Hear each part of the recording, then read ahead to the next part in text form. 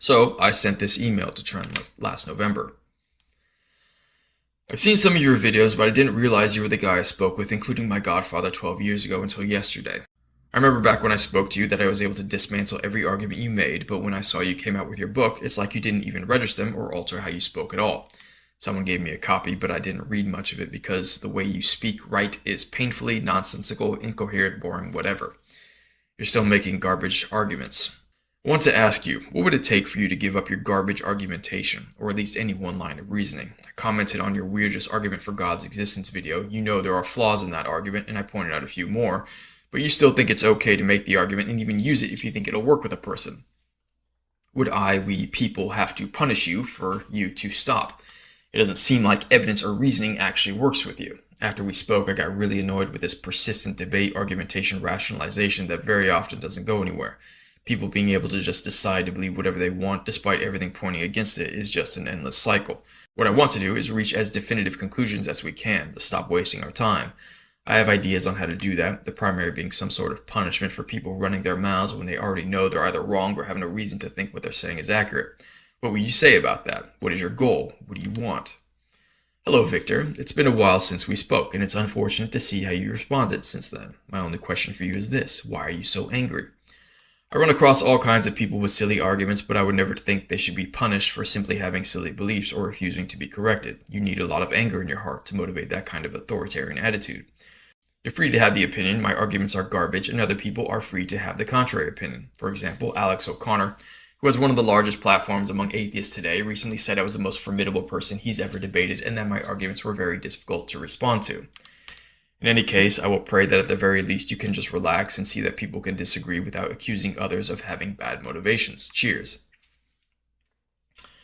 Now at base, I am saying Trent has bad motivations. The evidence for that is how wrong he very often is, and not just wrong, but self-contradicting, self-refuting, which I will show you as evidence his motives are not just that he is a truth seeker. Trent often makes very definitive truth claims. Now, I do also prefer to make truth claims when I can, but there is usually a gradient of certainty, and if I find myself on a gradient, I'm good at figuring out what needs to be done to actually reach a higher level of certainty, or realistically hedge how certain I can actually be about my claims, rather than thinking I can just insist on something being true with mental gymnastics. I will show you many examples Trent is wrong, self-contradicting, or self-refuting, which will be evidence his motives are not the truth.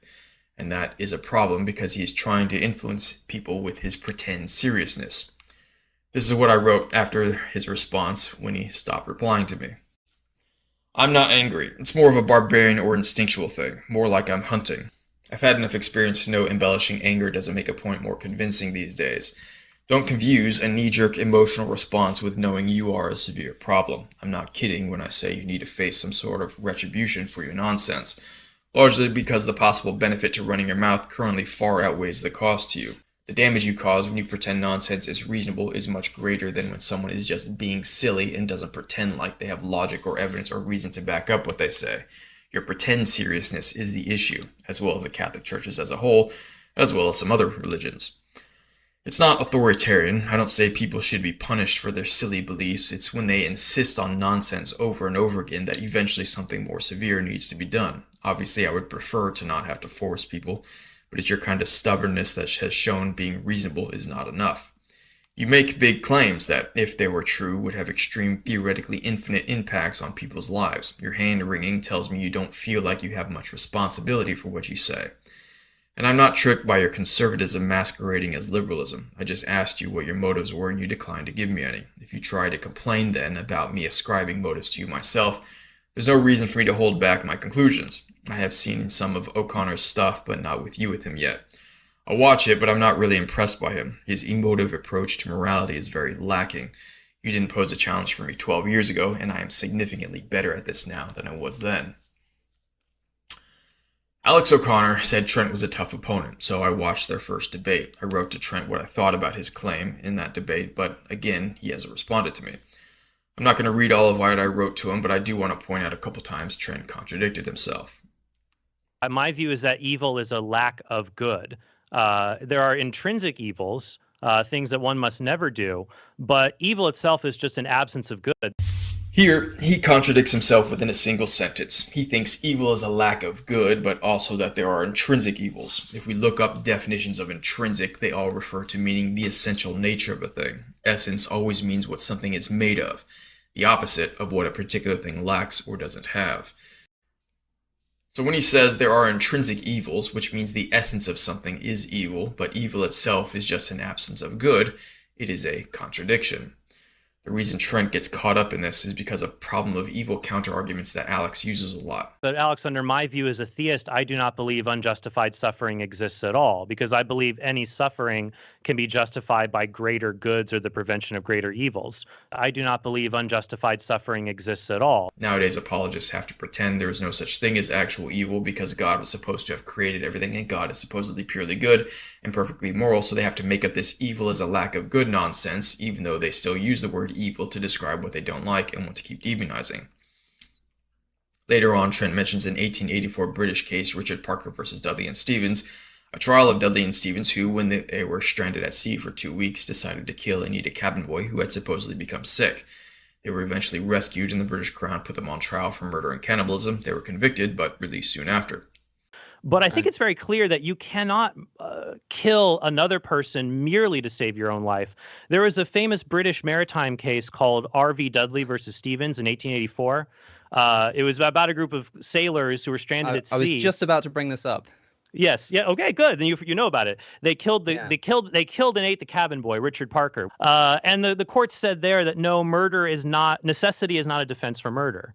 So would you agree that in some cases, just because you need to live, you don't have the right to kill another human being? Well, interestingly, the reason that I was going to bring up that example was to play on the intuition that they were actually justified in doing so, right? Because these were men in a boat who were all about to die. They were going to die anyway, and they would be dead had they not committed this action. And the cabin boy was ill. He was going to die anyway.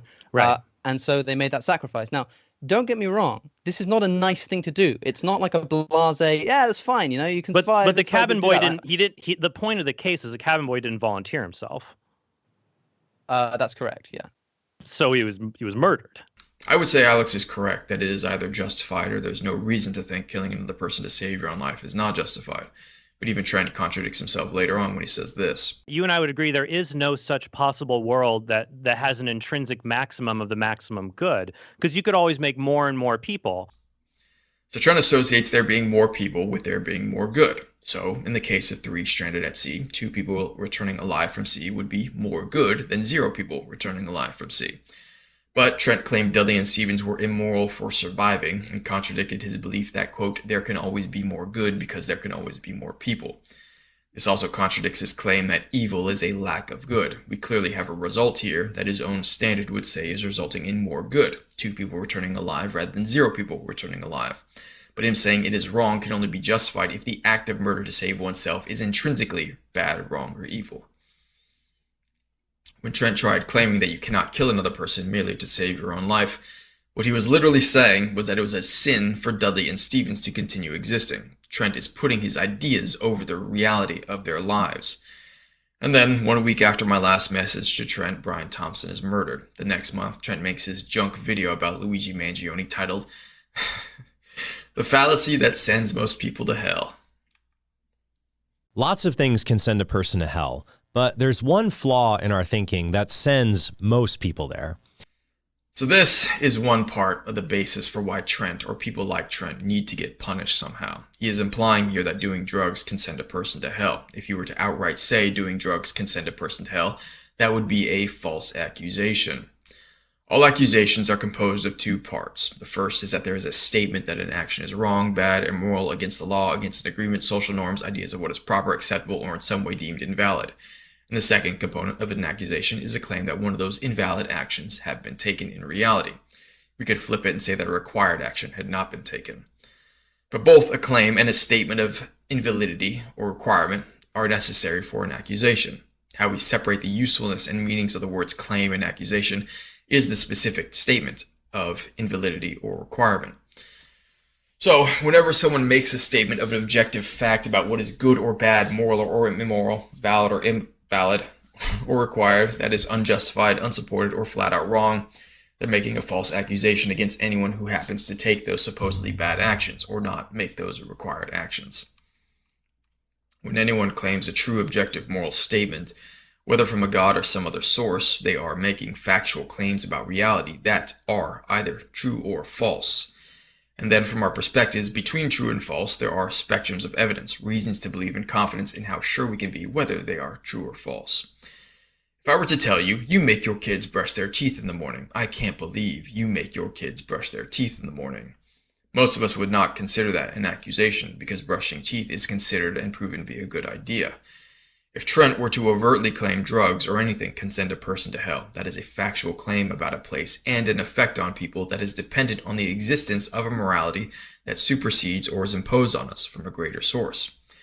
And if he wants to dodge and say that God does not send someone to hell but will only bar people from joining him in heaven, or that certain moral states can prevent the person themselves from being in communion with God, whatever, it doesn't matter. However he wants to phrase it, he is still making a factual claim about reality. That is the whole point of Catholicism. The claims of factual morality are threats against people who do not fit that morality, and also, importantly, undeserved boons to people who do fit that morality. As an allegorical example, if we created some money and gave it to some people but not others, the others are negatively affected, even though we didn't do anything to directly harm them, because there is now a greater supply of money in the economy that will make goods more expensive. Inflation, in another word. Social and moral clout can be expected to work the same way. There is not an infinite amount of public space for different groups to neatly segregate themselves into. Social groups will always come into contact and clash eventually, especially in our democracies and an interconnected world now.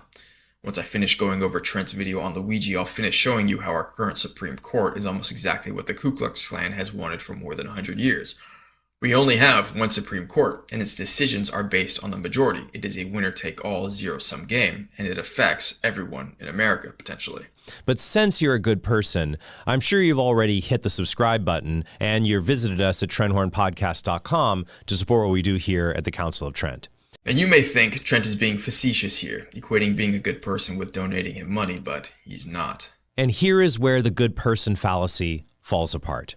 Ask the person who says, if you're a good person, you'll go to heaven, to define what a good person is. How good exactly do you have to be to enter into eternal life with God? Usually the person will just give a vague definition of niceness that includes them and anyone who's better than them. Trent never in this video gives an exact definition of goodness or a good person either. Good to him is just whatever Catholicism says. And the definition is always self-serving and convenient. If the person doesn't struggle with adultery, then to them, a good person is someone who never cheats on his wife or his spouse. If he does struggle with adultery, then a good person is just someone who doesn't cheat on his wife a lot or doesn't abandon his family. And they do the same gerrymandering with other sins that they downplay as being not really a big deal if they happen to commit them. People individually coming up with their own meaning of goodness is actually the best way to develop morality. Later in the video, Trent quotes a Bible verse that supports people defining goodness as what they themselves do. Our Lord's warning from the Sermon on the Mount, "Judge not, that you be not judged. For with the judgment you pronounce, you will be judged, and the measure you give will be the measure you get." He just can't help but contradict himself. If he thinks he can claim he is still being consistent by saying it is God that judges and not him, I don't see God judging. I see you or us judging. Luigi Mangione was charged with Thompson's murder, and many people online hailed Mangione as a hero, even making icons depicting him as a saint in blasphemous ways. Oh no, you can't depict Mangione as a saint in blasphemous ways. Oh no. This is his whole entire argument. He just appeals to Catholic garbage. Trump posted a picture of himself as Pope. Is he going to say Trump was blasphemous too? Would Trent describe putting people in jail, giving them what they deserve? Are we not allowed to reprimand people? He's very vague and imprecise with his words. Here's another example. Now, I understand being frustrated with the American healthcare system. In 2020, my wife unintentionally gave birth at home, and so I called 911 while our son was being born. Laura rode in an ambulance to the hospital, and we got a bill for $13,000 for labor and delivery. I then called the insurance company and said I wasn't going to pay because I performed the labor and delivery myself at home. I literally caught my son as he was being born. They then reprocessed our claim and charged me $13,000 for the labor and delivery of my wife's placenta in the ambulance while she was on the way to the hospital. So it is frustrating, I get that, but it doesn't justify murder. If you were able to follow Trent's story there, you may have noticed that he did not actually clarify what happened. He said nothing about whether he was actually being overcharged or if the hospital had a bill for services that need to be paid, and it was just a mislabeling. There is a difference between a situation being frustrating and being stolen from. Every healthcare system has to ration healthcare because it's a finite resource. The vast majority of what the hospitals are made of and the stuff inside them, something like 98 or 99%, are made of the same stuff you would find in all other businesses. Metals, plastic, electricity, computers, food, personnel, clothing, building chemicals, vehicles, organic materials, etc. There are a few exceptions to this. There are some elements important to medical work that are rare. Apparently we're running out of usable helium, which is crucial for our current MRI machines. But most of healthcare is not actually a finite resource more than any other resource or product. The way money works is that whatever goods or services you divert it towards, more of those goods and services will be produced because the demand will be higher. Economic demand does not mean how much people want something. It refers to how much money people are able and willing to pay for something. So if there's more money available for healthcare, then that means the potential profits for providing healthcare are greater, which creates more incentive to provide more healthcare. Then more resources will be diverted to healthcare at the expense of other goods and services developed from those same resources. When an insurance company acts as a middleman and leeches inordinate amounts of money from the transaction between patients and medical providers, they take from both the patients and the medical providers. And when they do, when the insurance company and their workers and their shareholders and their CEOs make money from their businesses, they then have that money to spend on resources, which means insurance companies change the amount of resources consumed little to none at all. Really, they're actually wasteful because of a lot of extra work their salespeople and claim assessors and lawyers and CEOs and advertisers, etc., typically referred to as overhead, have to do that otherwise it would not have to be done, compared to a simple single-payer medical system or even just a government option companies had to compete with. So even if theoretically an insurance company is actually reducing less effective medical care, if they are turning that saved money into their own profits instead of giving the savings to their customers, they are not actually reducing resources consumed. They're just consuming more themselves. In countries with government-controlled healthcare, bureaucrats deny you treatment to save funds, which are just profits by another name that government mismanages. To save funds. It's just profits by another name. You fucking retard, Trent. Yes, some treatments would be denied, but where would those profits go? They would go to the government. They would go to the people. They would go to the taxpayers. The government's representative of the people. For what? For paying for other treatments that do not get denied, that do get approved. As opposed to what? As opposed to being leached out by random investors. They're put back into the system if their governments do make profits from denying treatments. You freaking idiot. Why don't you think about what you say before you say shit like that? That's a pattern. He doesn't think about what he says enough. This article claims overhead for insurance companies was beyond 12%. This article claims only 4% of total Medicaid spending was for overhead. United Healthcare, the company Brian Thompson was CEO of, posted profits of over $14 billion in 2024. I know there is a worry that if health insurance was provided by governments, they would not do a good enough job at pushing back against unjustified treatments or could avoid doing the studies that would justify certain treatments and may deny claims more often or just be generally corrupt. But that is actually already happening. At least if the government had its own insurance system, that would theoretically mean citizens have some control and it would be more efficient. Be very careful when you confidently relish in a bad person getting what he deserves. You and I are also bad people, and it would be terrifying if we got what we truly deserved. At least that's the Christian understanding of evil, which stands in contrast to the modern and Marxist view, which says that the good people are the poor and the oppressed, whereas the bad people are the rich and the oppressors. But the Marxist version of the good person fallacy ignores the truth that, from God's perspective, we are all bad people. Look, I do not give a damn about your abstract garbage, Trent. I want specifics. I want details. What is actually going on? What is actually happening? Who or what is causing what? How does something work? When Trent says we are all bad people, but doesn't also claim we are all good people because the premise of his entire video is that not everyone gets to heaven, everyone's reaction should be to mess him up for what he said there. First, when he says we are all bad people, he is making a blanket accusation against everyone. He later tries saying he isn't making a false equivalency, but it doesn't matter what he claims his words mean. He is making a false equivalency because he is not being consistent and also affirming the opposite, that we are all good people, or at least as good as people can be. The title of the video means he does not think everyone is good or deserving enough to get the same reward. Second, he's trying to elevate his idea of bad on a pedestal and force it on other people. Now, that would not necessarily be a problem if he actually had reasons and a basis for the values he's claiming, but since his ideas of bad are fabricated by his delusional nonsense with no grounding, it shows he thinks he can just label whatever he wants as bad, wrong, or deserving based on his personal whims and biases.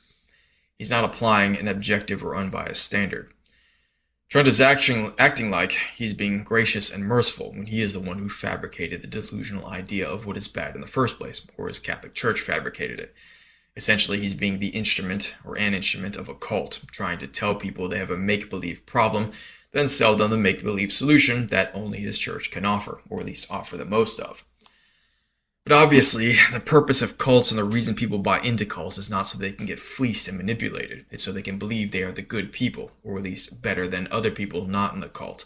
What followers of cults get out of their cults are moral and ideological superiority complexes. They like the belief that they are on the right track and others are not. It gives them the excuse to treat themselves as more deserving or rewarded and less deserving of punishment, and others as less deserving of reward and more deserving of punishment. Even if he characterizes his nonsense as mostly dealing with the afterlife, it doesn't matter. What is believed to be what God wants is expected to be followed by people here on earth in our reality.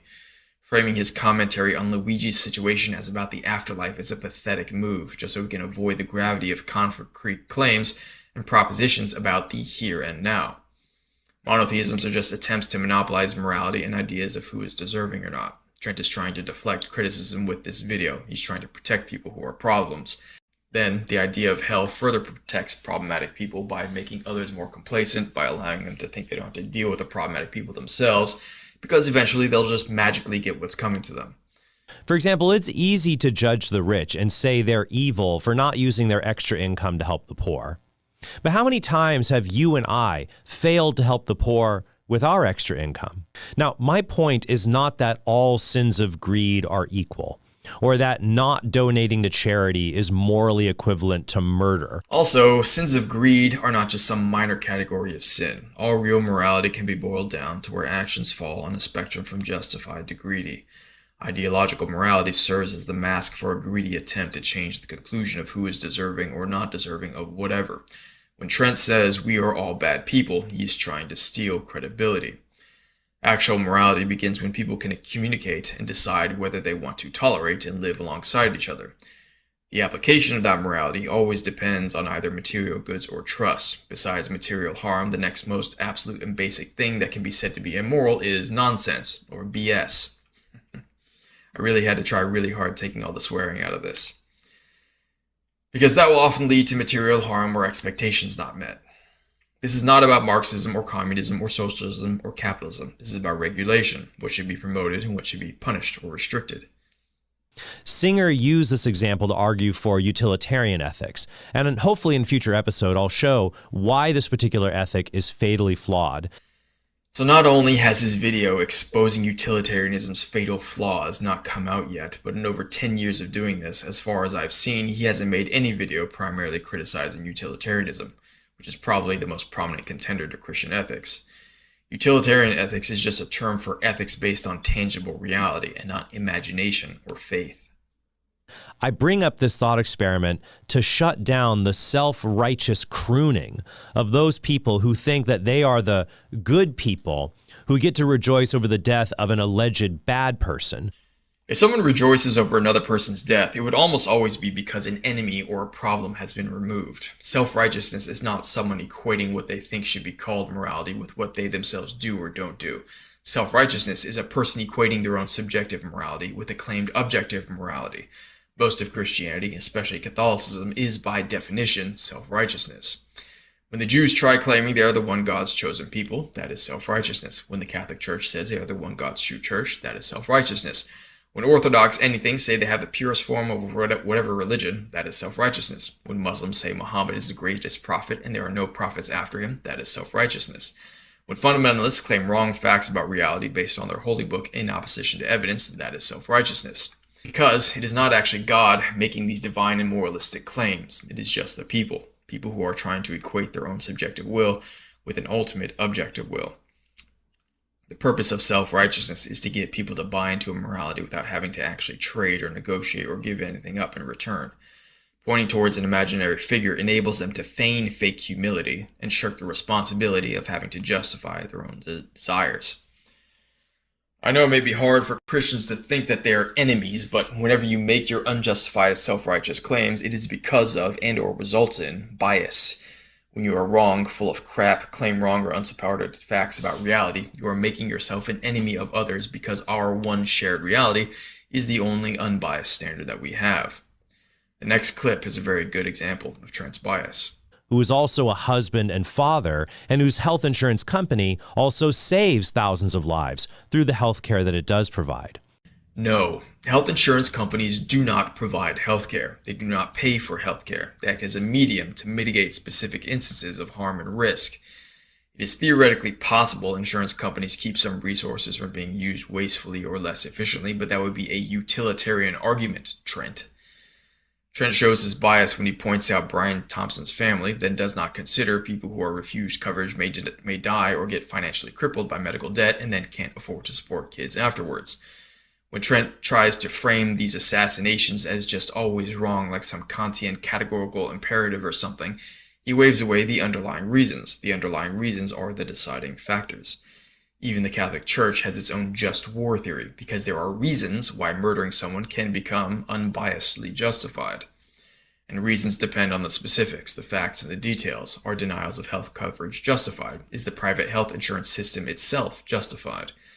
As I showed, Brian Thompson's company United Health Group made $14.4 billion in profits in 2024. That is even after they paid all their employees and leadership.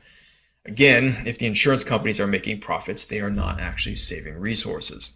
How are the profits gained? Are they not coordinating well with medical providers to approve treatments before they're given? Are customers not understanding what they're paying for? Are they basing decisions about effective care on thoroughly researched evidence? Or are they using intentional research gaps to make excuses of insufficient evidence? As far as I can tell, there does look to be a significant tampering with research to ignore effective treatments in favor of others that are more profitable, and possibly not as effective, or doing nothing at all, like how Dr. Perrin's work has been largely ignored. So the next time you hear someone say they don't need God or they don't need religion because they're a good person, well, ask them to define, press them to define what it specifically takes to be a good person. And why not some higher standard than what they give you? Wait. Trent himself never says what makes a good person, or what does it take to be less bad. All salvation comes from Christ, whether we know it or not. Salvation does not come from merely being a good person. That's insufficient. So you mean you're just trying to monopolize salvation and goodness in the Catholic Church? As Christians, we don't earn salvation by being good people. We receive salvation by being God people. We accept God's gift of salvation through a minister of the church who baptizes us. This washes away our sins and makes us adopted children of God. To know Jesus crucified is to know God's horror of sin. Its guilt could be washed away only in the precious blood of God's only begotten Son become man. Yeah, the rest is just Trent trying to sell his Catholic cult business bullshit. This is why I said he's not actually kidding when he equated being a good person with giving money to him, because all he does is equate good with whatever Catholic Church representatives say. Ultimately, Trent's video on Luigi Mangione was very disappointing and pathetic and stupid because he completely relied on his Catholic nonsense. Consider this example. If an artist draws a terrible portrait of me, I will not pay him. His work does not have the value. It does not merit the full payment. But if my son draws the exact same painting, as subpar as it is, I might even give him a wage. I might pay him. Even though he doesn't deserve it, I might reward him because I love him. If he's wise enough, he doesn't boast about how good his drawing is. He boasts about how good I am as his dad. I was going to not comment on that clip and let it speak for itself, but it highlights a very specific point. Trent sounds like a psychopath, or at least a sociopath, when he talks like that. And you may think I myself am being harsh when I say people should be punished for being full of it. But there's a difference between lenient, merciful, and understanding, and turning a blind eye to problems, pretending like they don't exist or are not as bad. You can recognize Trent as a problem when he says a bunch of wrong garbage, but mitigate the consequences you impose on him to whatever you feel comfortable with. You can recognize a kid or a homeless person on the side of the street trying to make pictures for people for more than what you would strictly value the picture for, because you recognize the level and situation the person is at and the value of the intent of the attempt instead of just the absolute quality. You don't have to necessarily be eye for an eye, but that does not mean calling out and identifying people who are problems. But that also means people who are rewarded with money and positions of power need to be held to a much higher standard and scrutiny.